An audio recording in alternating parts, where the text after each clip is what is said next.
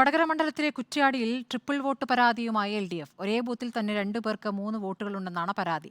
കുറ്റ്യാടി മണ്ഡലത്തിൽ മാത്രം 90-ലധികം ഇരട്ട വോട്ടുകളുണ്ടെന്നും LDF തെരഞ്ഞെടുപ്പ് കമ്മീഷന് പരാതി നൽകി.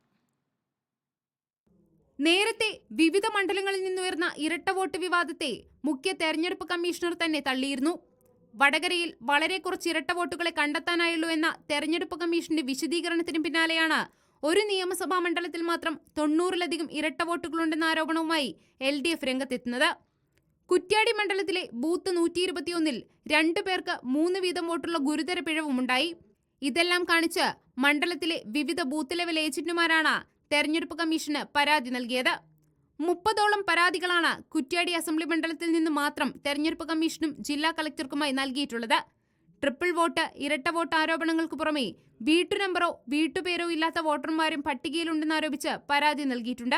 കൂടാതെ മരിച്ചുപോയവരുടെ പേരുകൾ പട്ടികയിൽ വന്ന സാഹചര്യവും ജീവിച്ചിരിക്കെ മരിച്ചെന്ന് കാണിച്ച് വോട്ട് തള്ളുന്ന സാഹചര്യവും കാണിച്ചും പരാതി നൽകിയിട്ടുണ്ട്. എന്നാൽ ഇരട്ട വോട്ട് തടയാനായി ASD മോണിറ്ററിംഗ് ആപ്പിന്റെ സഹായം തേടാനാണ് തെരഞ്ഞെടുപ്പ് കമ്മീഷന്റെ തീരുമാനം. റിപ്പോർട്ടർ, കോഴിക്കോട്.